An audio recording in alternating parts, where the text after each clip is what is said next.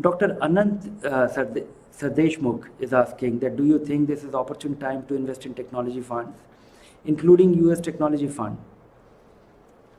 I greatly admire the US technology companies because one, they are technology companies very unlike the Indian technology services company.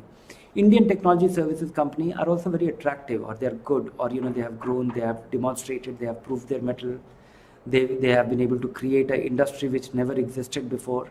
It provides a lot of employment. It is still in the growth phase, in a sense that many of these companies, they are able to grow their business not as fast enough, but with all kind of economics or economic scale or their innovation, they are still able to guard their margin and grow the profits.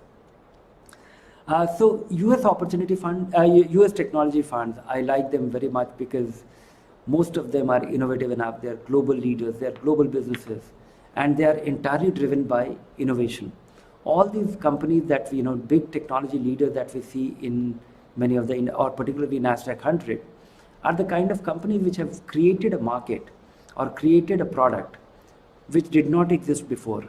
And they have achieved a scale and created a market which is very difficult to replicate. Another, important part of this technology business in the US is that their scalability. Most of the business, the admiring thing that I find is that, their incremental cost of serving a new customer is zero. That is not true of the Indian technology services company. Think of, what happens at Google.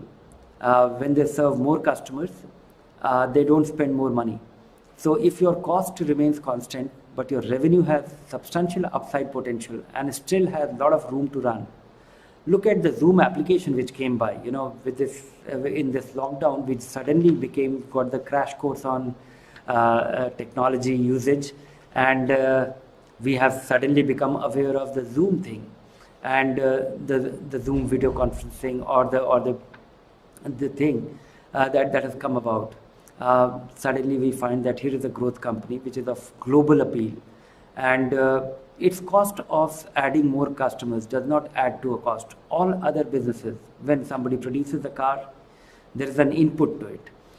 Technology business, of course there is an input to technology business, funding those innovations, making things happen. But when you buy the next version of Windows license, Microsoft doesn't spend any meaningful money there. Of course, they will have their R&D expenses and other things. Likewise, if you look at the AWS, so many of the things that we see there, they are completely unusual businesses, and I don't think there is a replica of that.